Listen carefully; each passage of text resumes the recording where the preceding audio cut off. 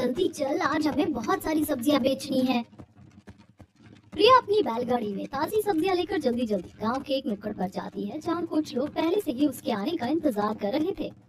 बहन जी, मुझे लगा आज आप आएंगे ही नहीं। मैं तो कब से आपके आने का इंतजार कर रहा था। मुझे 1 किलो टमाटर, 200 सहजन, 1 फूल गोभी दे दीजिए, साथ में धनिया भी दे दीजिएगा। मैं तो यही सोच रहा था कि अगर आज आप आएंगे नहीं तो मेरे घर में आज सब्जी ही नहीं बनेगी, क्योंकि आपके जैसी ताजा सब्जी मंडी में और कहीं मिलती ही नहीं है। माफ कीजिएगा, आज मुझे आने में थोड़ी देर ही हो गई, क्योंकि यहाँ से आने से पहले मुझे गांव के दूसरे नुक्कड़ में भी सब्जियां बेचनी होती है और आज वहाँ काफी भीड़ थी, इसीलिए यहाँ आने में थोड़ा ज्यादा टाइम लग गया। अरे कोई बात नहीं बहन जी, हम आपकी ताजी सब्जियों के लिए थोड़ा इंतजार कर सकते हैं। अपने ग्राहकों की बात सुनकर प्रिया मुस्कुरा देती है और जल्दी से उनकी सब्जियां बांध कर उन्हें दे देती है। ग्राहक भी पैसे देकर अपने घर चले जाते और प्रिया अपनी बैलगाड़ी लेकर शहर की तरफ चल देती है। आज तो गांव में ही मेरी आधे से ज्यादा सब्जियां बिक गई। प्रिया अपनी ताजा सब्जियों से भरी बैलगाड़ी लेकर शहर के एक बड़े से फ्लैट के गेट के सामने जाती है, जहां एक दरबान उसके लिए दरवाजा खोलता है और प्रिया अपनी बैलगाड़ी लेकर फ्लैट के गार्डन की तरफ जाती है। आओ आओ, ताजी सब्जी ले लो। प्रिया की आवाज सुनकर फ्लैट के सभी लोग झुंड बनाकर उसकी बैलगाड़ी को घेर लेते हैं और सिर्फ 10 मिनट में उसकी सारी सब्जियां खरीद लेते हैं। अरे वाह, आज तो दोपहर से पहले ही मेरी सारी सब्जियां बिक गई। अब मैं आराम से घर जा सकती हूँ। प्रिया सब्जी बेचकर बहुत खुश थी। वो खुशी खुशी अपने घर जाती है। क्या बात है बहू, आज तो तू जल्दी घर आ गई। हाँ माँ जी, आज बहुत जल्दी ही मेरी सारी सब्जियां बिक गई। अच्छा हुआ बहू जो तूने बैलगाड़ी में सब्जी बेचना शुरू किया। अगर तू ऐसा नहीं करती तो पता नहीं हम मदन का इलाज कैसे करवा पाते। आखिर प्रिया ने बैलगाड़ी में सब्जी बेचना क्यों शुरू किया? इस परिवार की ऐसी क्या मजबूरी हो गई जो गरीब बहू को बैलगाड़ी लेकर गांव से शहर सब्जी बेचने के लिए घूमना पड़ रहा है? जानने के लिए चलिए कहानी में थोड़ा पीछे चलते हैं। शिवपुरी गांव में मदन नाम का एक किसान रहता था। वो बहुत गरीब था, लेकिन उसे अपने खेत में सब्जियां उगाना बहुत पसंद था। पता नहीं मेरी सब्जियों को किसकी नजर लगी है। यहाँ आसपास के सभी किसानों की सब्जियां ताजी, फ्रेश और बड़ी बड़ी होती हैं, लेकिन मेरी सब्जियां उसमें न ताजगी है और न ही वो बड़ी हैं। मदन अपने खेत में बहुत ही मेहनत से काम करता और सब्जियां उगाता था, लेकिन उसकी सब्जियां बहुत छोटी होती थी और बड़ी बेजान लगती थी। इसीलिए जब मदन अपनी सब्जियों को थोक में बेचने के लिए सेठ धनियाराम के पास जाता है तब। अरे भाई मदन, तेरी सब्जियों में तो जान नहीं है, कोई भी तेरी सब्जियां खरीदना नहीं चाहता है, लेकिन तू मेरा पहचान वाला है, इसलिए मैं तुझे इन सब्जियों के 100% में से 60 ही दे पाऊंगा। लेकिन सेठ जी, ये तो बहुत कम है। इतनी मेहनत करने के बाद, खेत में दिन रात काम करने के बाद, अगर इतना कम पैसा मिलेगा तो हम गरीब खाएंगे क्या? अरे मदन, मैं तेरी परेशानियां जानता हूँ, इसीलिए तेरी सब्जियां खरीद रहा हूँ। अगर तुझे अपनी सब्जियां बेचना है तो बेच, वरना तू बाजार में कहीं और जाकर भी अपनी सब्जियों को बेच सकता है। सेठ धनियाराम बहुत ही लालची आदमी था। वो अक्सर मदन को बेवकूफ बनाकर बहुत ही कम रेट पर उसकी सारी सब्जियां खरीद लेता था। नहीं सेठ जी, अगर इन सब्जियों के लिए आप पैसे नहीं दे रहे हैं तो और कोई क्या ही देगा। आप इन सब्जियों को खरीद लीजिए। अरे अगर तू कहता है तो ठीक है, मैं तेरी सब्जियां खरीद लेता हूँ। ना चाहते हुए भी मदन धनियाराम को बहुत ही कम पैसे में अपनी सारी सब्जियां बेच देता है। मदन धनियाराम से पैसे लेकर मंडी से घर वापस जाने लगता है। मदन के घर पर, बहू तू सुई सूता लेकर बबली के फ्रॉक के साथ क्या कर रही है? माँ जी, बबली का फ्रॉक जगह जगह पर फट गया है, इसीलिए मैं सिलाई करके उसमें सूते से एम्ब्रॉयडरी कर रही हूँ, ताकि वो दिखने में पुराना नहीं बल्कि नया नया लगे। प्रिया बबली की फ्रॉक पर फूलों की एम्ब्रॉयडरी करती है, जिससे उसकी पिंक कलर की फ्रॉक में ब्लू कलर की फूलों की एम्ब्रॉयडरी दिखने में बहुत सुंदर लगती है। वाह मम्मी, आपने मेरे फ्रॉक को कितना सुंदर बना दिया है। मैं इसे पहनकर खेलने के लिए जाऊंगी। बबली प्रिया के बनाए फ्रॉक को पहनकर खेलने के लिए जाती है, जहाँ बच्चे तो बच्चे बल्कि पड़ोस की औरतें भी बबली की ही फ्रॉक को देख रही थी। बबली, तेरी फ्रॉक बहुत सुंदर है। तेरी मम्मी ने फ्रॉक कहाँ से खरीदा है? बड़ा ही सुंदर लग रहा है ये तो। अरे पागल, मेरी मम्मी ने ये फ्रॉक कहीं से खरीदा नहीं है, बल्कि उन्होंने अपने हाथ से ये फ्रॉक खास मेरे लिए सिला है। इतना कहकर बबली सबके साथ खेलने लगती है। मेरी बहन जरा वहाँ देखो, प्रिया ने अपनी बेटी की फ्रॉक में कितनी सुंदर एम्ब्रॉयडरी की है। मेरी बेटी लाडली को तो प्रिया के हाथ की एम्ब्रॉयडरी बहुत पसंद है। वो मुझे भी वैसी एम्ब्रॉयडरी करने के लिए कहती है, लेकिन मुझे तो एम्ब्रॉयडरी करनी आती नहीं है। पड़ोस की औरतें इस तरह से बातें करने लगती हैं। वहीं प्रिया के घर पर, पता नहीं आज मदन की सब्जियां बिकी भी होंगी या नहीं। मुझे भी कब से वही चिंता हो रही है माँ जी। पता नहीं मदन जी कब घर वापस आएंगे। इनकी कमाई कुछ खास अच्छी नहीं होती और ससुर जी इतनी उम्र में भी कारखाने में काम करते हैं। प्रिया के ससुर राजेश बहुत ही अच्छे आदमी थे। वो एक कारखाने में बड़े बड़े सामान को पीठ पर लाद कर उसे दूसरे कंटेनर में रखते थे। राजेश को काम करते करते शाम हो जाती है और वो कारखाने से छुट्टी होने के बाद घर वापस आ जाता है। मदन भी धीरे धीरे चलकर अपने घर आ जाता है। मदन बेटा तू आ गया, ले पानी पी और बता तेरी सब्जियां बिकी या नहीं। सेठ ने सब्जियां खरीदने में कोई ड्रामा तो नहीं किया? नहीं माँ, सेठ जी ने तो कुछ नहीं किया, उल्टा उन्होंने मेरी छोटी मोटी मुरझाई हुई सब्जियों को खरीद लिया। अरे वाह, आपकी सारी सब्जियां बिक गई, तो इसका मतलब ये है कि आज तो आपने अच्छे खासे पैसे कमाए होंगे। फिर आपका मुंह क्यों उतरा हुआ है? क्या बताऊं प्रिया, मैं सुबह से रात तक अपने खेत में काम करता हूँ। ज्यादा कीटनाशक दवाइयों का भी इस्तेमाल नहीं करता हूँ, लेकिन पता नहीं क्यों मेरी सब्जियां बाजार की ताजा सब्जियों जैसी क्यों नहीं होती हैं। क्यों वो छोटी छोटी होती है? इतना कहकर मदन उदास हो जाता है और फिर दुखी होकर चाय पीने लगता है। घर वाले मदन की हालत अच्छे से समझते हैं, इसीलिए। मदन बेटा मुझे पता है तो हमारे खर्चों के बारे में सोचकर इतना परेशान है, लेकिन बेटा तुझे इतनी चिंता करने की जरूरत नहीं है, सब कुछ ठीक हो जाएगा। सुनिए माँ जी, बिल्कुल सही कह रही हैं। आप चिंता मत कीजिए। अगर आपके खेत में सब्जियां सही से नहीं उग रही हैं, तो मुझे लगता है कि आपको अपने खेत में अच्छा खाद डालना चाहिए। प्रिया, अपने खेत में अच्छा खाद मैं भी डालना चाहता हूँ, लेकिन अच्छा खाद काफी महंगा होता है। अगर मैं खाद खरीदने में ही सारे पैसे खर्च कर दूंगा तो घर में खाने पीने के लिए पैसे कहाँ से आएंगे? मदन प्रिया की बात पर ज्यादा ध्यान नहीं देता है। वो अपने खेत में अपने हिसाब से ही काम करता है और वही छोटी छोटी मुरझाई हुई सब्जियां उगाता है। ऐसे ही दिन गुजरते हैं। एक दिन, क्या बात है बेटा, बड़ा खुश लग रहा है। माँ, इस बार मैंने अपने खेतों में अच्छी क्वालिटी के बीज उगाए हैं और मैंने खुद खाद बनाकर खेत में डाला है। आप देखना माँ, इस बार मेरे खेत में अच्छी सब्जी उगेगी। हाँ बेटा, मुझे यकीन है ऐसा ही होगा। कमला और मदन थोड़ी बहुत बातें करते हैं, फिर पूरा परिवार साथ मिलकर खाना खाता और सोने के लिए चला जाता है। मदन अपने घर पर चैन की नींद सो रहा था। वहीं उसके खेत में एक आदमी चुपके से घुस गया था। उस आदमी के हाथ में खेत खराब कर देने वाले कीड़ों से भरा एक जार था। इस आदमी का नाम सुंदर था और इसके इरादे ठीक नहीं थे। अरे आज तो मैं मदन तेरा पूरा खेत खराब कर दूंगा। तेरी वजह से मैं बर्बाद हो गया हूँ, अब बर्बाद होने की बारी तेरी है। सुंदर एक हलवाई था और उसकी बहुत बड़ी मिठाई की दुकान थी। मदन उसकी मिठाई की दुकान पर काम करता था। सुंदर बहुत ही लालची और मतलबी आदमी था। वो अपनी मिठाइयों में काफी मिलावट करता था। उसकी मिलावट वाली मिठाई खाकर लोगों की तबीयत खराब हो जाती थी, लेकिन सुंदर को इससे कोई फर्क नहीं पड़ता था।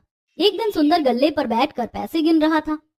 मालिक, हमें अपनी मिठाइयों में इतनी ज्यादा मिलावट नहीं करनी चाहिए, इससे लोगों की तबीयत खराब होती है। अरे तू दो कौड़ी का आदमी, अब तुम मुझे बताएगा मुझे क्या करना है और क्या नहीं। नहीं मालिक, वो बात नहीं है। आए दिन लोग हमारी दुकान पर आकर हमारी मिठाइयों की कंप्लेन करते हैं। वो कहते हैं कि हमारे यहाँ की मिठाई खाकर उन्हें डायरिया हो गया, तो किसी को कब्ज की समस्या हो गई। अरे ऐसा कुछ भी नहीं है, उन्हें ये प्रॉब्लम पहले से ही हो रही होगी, लेकिन वो बस मुझसे कंपनसेशन लेने के लिए झूठ बोलते हैं। मदन को पता था कि सुंदर झूठ बोल रहा है, क्योंकि उसने खुद मिठाइयों को डालडा से बनते हुए देखा था। मदन को सुंदर जैसे लालची और मतलबी आदमी के लिए काम करना बिल्कुल पसंद नहीं था, लेकिन वो अपनी मजबूरी की वजह से उसके पास काम कर रहा था। एक दिन मदन मिठाई की दुकान पर काम कर रहा था, तभी एक आदमी दुकान पर आता है। ओए, तेरा मालिक कहाँ है, उसे बुला। मदन अंदर जाकर सुंदर को बुलाता है। मनोज जैसे ही सुंदर को देखता है, वैसे ही वो उसका गला पकड़ लेता है। अरे तेरी वजह से मेरे भाई की मौत हुई है। मेरा भाई तेरी दुकान की मिठाई खाया करता था। डॉक्टर ने बताया कि बहुत ज्यादा डालडा खाने की वजह से मेरे भाई की मौत हुई है। अब मैं तुझे नहीं छोड़ूंगा। तुम ऐसे मुझे मार नहीं सकते हो, हैं? तुम्हारे पास क्या सबूत है कि मैं अपनी मिठाइयों को डालडा में बनाता हूँ? सुंदर की बात सुनकर मनोज को और गुस्सा आ जाता है और वो उसे और जोर से पीटने लगता है।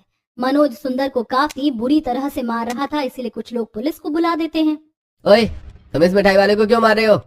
अरे सर, इस आदमी की मिठाई खाकर मेरा भाई मर गया, उसे फूड पॉइजनिंग हो गई थी।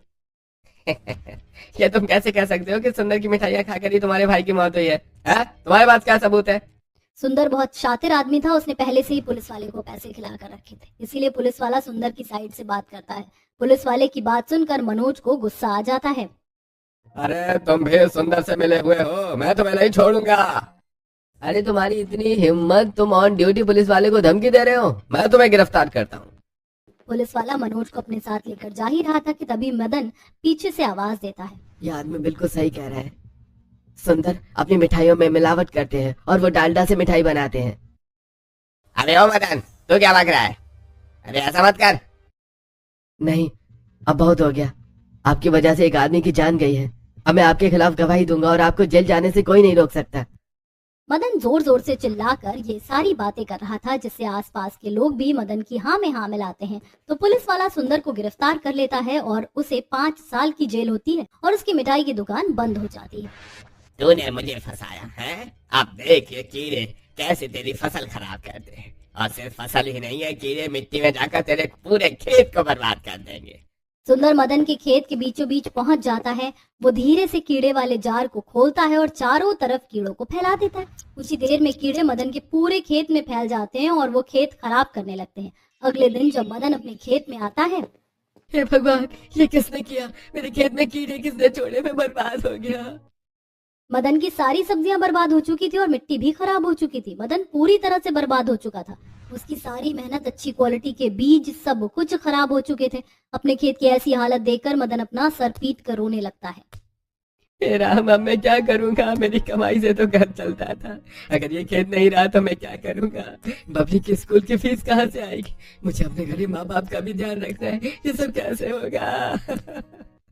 मदन को अपने खेत से बहुत ज्यादा प्यार था। अपने खेत की ऐसी हालत देखकर उसका दिमाग काम नहीं कर रहा था। उसके दिमाग में एक साथ कई बातें चल रही थी। मदन ये सब सोचते सोचते बेहोश हो जाता है। दूसरे खेत में काम कर रहे लोग उसके पास आते हैं और मदन को हॉस्पिटल लेकर जाते हैं। अरे प्रिया बेटा, मदन अपने खेत में बेहोश हो गया था। हम लोग उसे हॉस्पिटल लेकर गए थे, वहाँ उसका इलाज हो रहा है। ये नहीं हो सकता। आज सुबह ही तो वो इतनी खुशी खुशी खेत में काम करने के लिए निकले थे, फिर ये सब कैसे हो गया? प्रिया, तुम लोगों का पूरा खेत खराब हो चुका है। किसी ने तुम्हारे खेत में कीड़े छोड़ दिए और कीड़ों ने सारी सब्जियों को खराब करने के साथ खेत को भी बर्बाद कर दिया।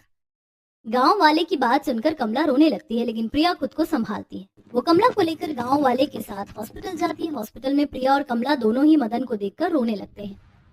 आपकी बातें सुनकर तो मुझे ऐसा ही लग रहा है कि वो ना हो मेरे पति का खेत खराब करने के पीछे उसी का हाथ है। मैं तो सुंदर हलवाई को छोड़ूंगी नहीं, बस एक बार मेरे पति ठीक हो जाए।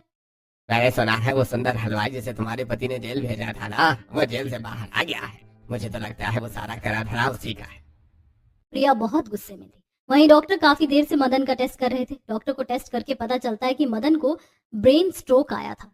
जब वो खेत में बेहोश होकर गिरा तो एक नुकीला पत्थर सीधे उसके दिमाग में घुस गया। डॉक्टर मदन को चेक करके बाहर आते हैं। क्या हुआ डॉक्टर? मेरे पति ठीक तो हो जाएंगे ना? देखिए, अभी आपके पति की हालत बहुत सीरियस है। उन्हें ब्रेन स्ट्रोक आया था और जब वो गिरे तो उनके दिमाग में एक नुकीला पत्थर घुस गया। हम लोग डायरेक्टली ऑपरेशन नहीं कर सकते। दिमाग का ऑपरेशन सिर्फ एक्सपर्ट ब्रेन सर्जन ही करता है। प्लीज डॉक्टर, मेरे पति को बचा लीजिए। देखिए बहन जी, मैं अपनी तरफ से जो कुछ भी कर सकता था वो मैंने कर दिया। आपके पति के ऑपरेशन के लिए बहुत सारे पैसों की जरूरत पड़ेगी, कम से कम 10 लाख रुपए। ये तो आप पकड़ कर चलिए। क्या 10 लाख रुपए? इतने सारे पैसे कहाँ से आएंगे? हम लोग तो बहुत ज्यादा गरीब हैं। बड़ी मुश्किल से 2 वक्त का खाना खाते हैं। माँ जी, आप भरोसा रखिए भगवान पर। मैं अपने पति का इलाज जरूर करवाऊंगी।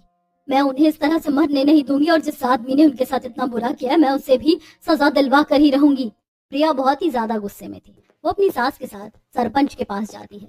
सरपंच जी, इस सुंदर हलवाई ने मेरे पति के खेत में कीड़े छोड़ दिए, जिसकी वजह से उन्हें ब्रेन स्ट्रोक आया और अब वो अस्पताल में है। सरपंच जी, मुझे न्याय चाहिए। प्रिया बड़ी उम्मीद लेकर सरपंच के पास आती है, ये सोचकर कि सरपंच उसकी मदद करेगा, लेकिन सरपंच ने पहले ही सुंदर से अच्छी खासी मोटी रकम ले ली थी, इसीलिए सरपंच। अरे प्रिया, तुम कैसे कह सकती हो कि सुंदर ने ही तुम्हारे खेत में कीड़े छोड़े हैं? क्या तुमने सुंदर को ऐसा करते देखा है? जी नहीं, मैंने नहीं देखा, लेकिन पूरे गांव में सिर्फ इसी आदमी की दुश्मनी मेरे पति के साथ है। तुमने सिर्फ अपने शक की वजह से सुंदर पर इल्जाम लगाया और सरपंच का समय बर्बाद किया। चले जाओ यहाँ से, वरना तुम्हें भी सजा मिलेगी। सरपंच पहले ही बिक चुका था, इसीलिए वो प्रिया को न्याय नहीं देता है। प्रिया और उसकी सास कमला उदास होकर अपने घर चली जाती है। घर में दोनों ही बहुत उदास बैठी थी, तभी ससुर कारखाने से आता है। कमला रोते रोते सारी बात राजेश को बताती है। भगवान, हमारी कैसे परीक्षा ले रहा है? मेरे जवान बेटे की क्या हालत हो गई है? पता नहीं अब हमारा घर कैसे चलेगा। आप जो थोड़े बहुत पैसे कमाते थे वो तुम्हारी दवाइयों पर ही खर्च हो जाते हैं। अब हम लोग क्या करेंगे? तुम लोग परेशान मत हो, अब मैं और मेहनत करूंगा और ओवर टाइम भी करूंगा। मैं दिन रात काम करके अपने बेटे के इलाज के लिए पैसे जमा कर लूंगा। अगले दिन से राजेश अपने कारखाने में दिन रात काम करना शुरू कर देता है। वो सबसे पहले कारखाने जाता और सबके कारखाने से चले जाने के बाद भी कारखाने में काम करता है। राजेश के घर पर जब से अस्पताल में है ये, तब से ससुर जी कारखाने में बहुत मेहनत कर रहे हैं, लेकिन उतना पैसा काफी नहीं है। देखिए ना माँ जी, घर में राशन भी खत्म हो चुका है, सारे डब्बे खाली हैं। मेरे बेटे के होते हुए हमें ऐसा दिन कभी नहीं देखना पड़ा, लेकिन अब हमारी हालत इतनी खराब है कि घर में राशन खत्म हो चुका है। प्रिया बेटा, आज रात खाने में बनाने के लिए कुछ राशन है भी या नहीं? माँ जी, सिर्फ एक मुट्ठी दाल और एक मुट्ठी चावल ही बची है। मैं एक काम करती हूँ, इसकी खिचड़ी बना दूंगी। प्रिया खिचड़ी बनाती है और रात में जब राजेश घर आ जाता है तो सभी साथ मिलकर खिचड़ी खाते हैं। सुनिए जी, आपकी भी उम्र हो गई है, इस उम्र में अगर आप इतना काम करेंगे तो आपकी भी तबीयत बिगड़ सकती है। घर में राशन भी खत्म हो गया और सारी मुसीबतें एक साथ आ गई हैं। मैं सोच रही थी कि अब मैं भी काम करूं, मैं लोगों के घर पर झाड़ू पोछा कर दूंगी। मैं तो तुम्हें किसी और के घर पर काम करते हुए नहीं देख सकता, लेकिन हमारे घर के जैसे हालात मैं तुम्हें चाहकर भी मना नहीं कर सकता। राजेश बहुत दुखी था, लेकिन मदन के इलाज के लिए 10 लाख रुपए की जरूरत थी, इसीलिए वो कमला को दूसरे के घर काम करने से मना नहीं करता है। अगले दिन कमला सुबह सुबह ही काम ढूंढने के लिए निकल जाती है। वो कई घरों में जाकर काम मांगती है, लेकिन उसे कहीं काम नहीं मिलता है। पर जब वो आखिरी घर में जाती है, जी आप कौन है और आपको क्या काम है? मुझे काम की बहुत ज्यादा जरूरत है, मेरा बेटा बीमार है और उसके इलाज के लिए बहुत पैसे लगेंगे। अगर आप मुझे अपने घर पर झाड़ू पोछा का काम दे देंगी तो आपकी बड़ी मेहरबानी होगी। आप इतनी बड़ी हैं, आपसे घर के काम करवाना अच्छा तो नहीं लगता, लेकिन आपकी मजबूरी है, इसीलिए मैं आपको काम पर रख रही हूँ। आप कल से काम पर आ सकती हैं। घर की मालकिन काफी अच्छी थी, उसे कमला पर दया आ जाती है और वो उसे काम पर रख लेती है। कमला खुशी खुशी अपने घर जाती है, प्रिया को अपने काम मिलने के बारे में बताती है। अगले दिन से कमला उस औरत के घर पर काम करना शुरू कर देती है। घर पर प्रिया, मेरे सास ससुर इतनी उम्र हो जाने के बाद भी अपने बेटे को बचाने के लिए इतना काम कर रहे हैं और यहाँ मैं घर पर हाथ धरकर बैठी हूँ। मुझे भी कुछ न कुछ करना पड़ेगा। प्रिया खाना बनाते बनाते काफी सोचती है तो एक आइडिया आता है, अगर मैं माँ जी की तरह कोई काम करूंगी तो मुझे थोड़े बहुत पैसे ही मिलेंगे और उन पैसों से मदन जी का इलाज भी नहीं हो पाएगा। लेकिन अगर मैंने मदन जी के खेत को ठीक करके सब्जियों की खेती की तो मैं सब्जियों को बेच करके ज्यादा पैसे कमा सकती हूँ। दोपहर में जब कमला अपना काम करके आती तब प्रिया समझाते हुए कहती है, माँ जी, आप और पिताजी तो काम कर ही रहे हैं, मैं सोच रही हूँ मैं भी कुछ करूँ। मैंने सोचा है कि मैं अब उनके खेत को ठीक करूंगी और उसमें फिर से सब्जियां उगाऊंगी। उस खेत की वजह से ही सब कुछ हुआ है। ऐसा मत कहिए माँ जी, सारी गलती तो सुंदर हलवाई की थी, उसने हमारा खेत खराब किया। अब मैं हमारे खेत को ठीक करूंगी और फिर से सब्जियां उगाऊंगी। लेकिन बेटा, हमारा खेत तो पूरा बंजर हो चुका है, कीड़ों ने सारा खेत बर्बाद कर दिया, तो तू खेत को ठीक कैसे करेगी? माँ जी, कॉलेज में मैंने एग्रीकल्चर की पढ़ाई की थी, उसमें हमें खेत में लगे हुए कीड़ों को साफ करके उसी खेत में फिर से खेती करने के बारे में सिखाया गया था। आप चिंता मत कीजिए, मैं कर लूंगी। प्रिया बेटा, मुझे तेरे ऊपर पूरा विश्वास, तुझे जो करना है कर, मैं तेरे साथ हूँ। अगले दिन कमला और राजेश अपने अपने काम पर चले जाते हैं। प्रिया अपनी अटैची से अपनी पुरानी किताबें निकालती है और उसमें से कीड़े लगे हुए खेत को ठीक करने के बारे में पढ़ती है। मैंने बिल्कुल सही सोचा था, मैं अभी भी अपने खेत को ठीक कर सकती हूँ, बस थोड़ी मेहनत लगेगी। प्रिया अपने खेत में जाती है और खेत को देखकर ही समझ जाती है कि उसके खेत में सुंदर हलवाई ने कट वर्म डाला था, जो सब्जियों को ऊपर से ही नहीं बल्कि जड़ों से खराब कर देता है और साथ में मिट्टी की उर्वरा शक्ति भी खराब कर देता है। कीड़े की पहचान तो हो गई है, अब बस काम शुरू करना है।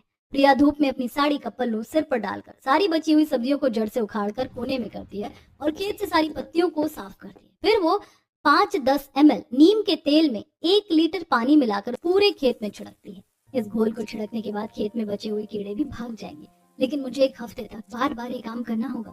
प्रिया नीम के घोल का छिड़काव करके घर चली जाती है। देखते ही देखते हफ्ता गुजर जाता है। 1 हफ्ते बाद प्रिया अपने खेतों में बैलों से जुताई करती है और ऊपर की सारी खराब मिट्टी हटा देती है और खेत में कीड़े मारने वाली जैविक दवाइयों का छिड़काव करती है। फिर वो बैल से हल को बांधकर पूरे खेत में जुताई करती है और खेत में गोबर की खाद, वर्मी कंपोस्ट डालकर खेत की उर्वरा शक्ति को बढ़ाती है। कुछ दिन ऐसे ही बीतते हैं। प्रिया, तुमने तो कहा था कि तुम खेतों में सब्जियां उगाकर बेचोगी, लेकिन तुम तो खेतों में कोई काम ही नहीं कर रही हो।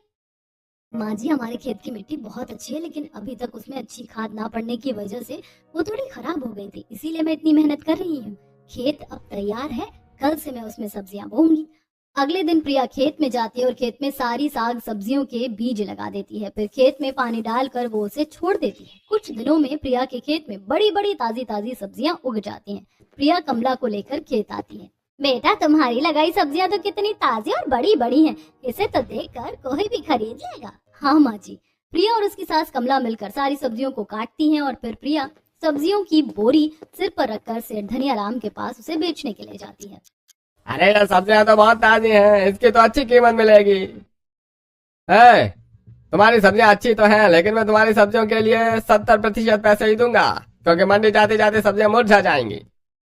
प्रिया बहुत समझदार थी, उसे पता था कि सेठ धनियाराम उसकी सब्जियां देखकर लालच में आ गया है, इसीलिए प्रिया चिढ़ते हुए कहती है, मुझे तुम्हें अपनी सब्जियां नहीं बेचनी है, मैं खुद ही सब्जियां बेच लूंगी।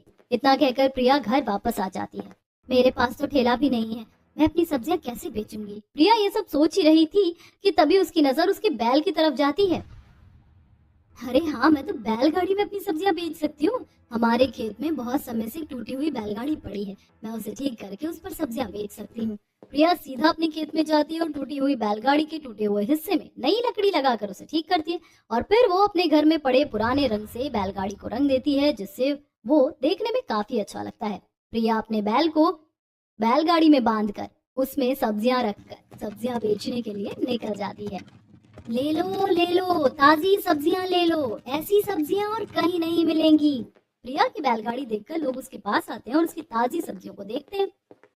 आपकी सब्जियां तो काफी बड़ी और ताजी हैं। आप मुझे आधा किलो टमाटर, 1 किलो सेम, धनिया पत्ता दे दीजिए। प्रिया अपनी बैलगाड़ी से उतरती है और अंकित को उसकी सब्जियां देती है।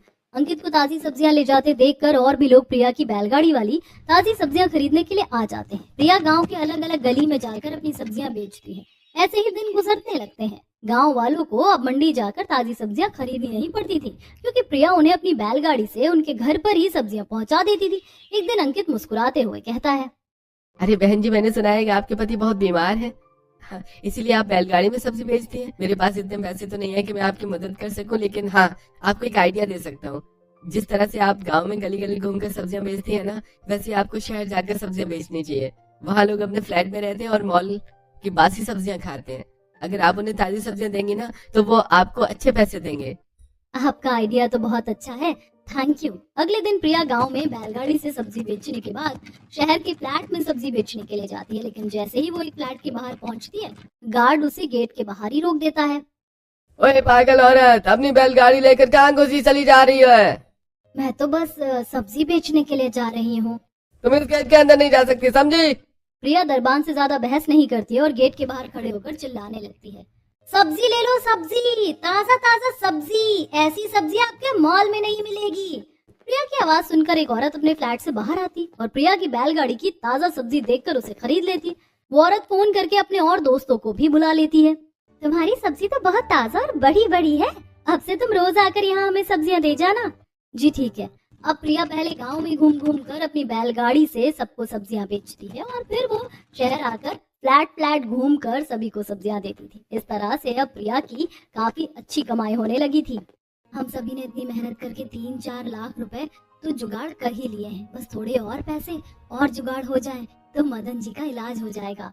प्रिया सुबह से शाम तक अपनी बैलगाड़ी में सब्जी बेचती है। एक दिन वो शहर में सब्जियां बेच रही थी तो वो एक औरत को बात करते सुनती है, जो बता रही थी कि आयुष्मान कार्ड से उसके पापा का इलाज बहुत ही कम पैसों में हो गया है। आयुष्मान कार्ड तो हमारे पास भी है, अगर इससे कम पैसे में इलाज होता है तो मैं भी डॉक्टर के पास जाकर बात करती हूँ। प्रिया उस दिन बैलगाड़ी लेकर घर ना जा सीधे अस्पताल जाती है और अस्पताल में जाकर डॉक्टर से बात करती है। देखिए, आपने मुझे पहले क्यों नहीं बताया कि आपके पास आयुष्मान कार्ड है? आयुष्मान कार्ड से तो आपके पति का इलाज आधे पैसे में हो जाएगा। डॉक्टर, मेरे पास आयुष्मान कार्ड है और मेरे पास 3 लाख रुपए हैं, प्लीज आप मेरे पति का इलाज कर दीजिए। आपके पति का इलाज 2 लाख रुपए में हो जाएगा, चिंता मत कीजिए।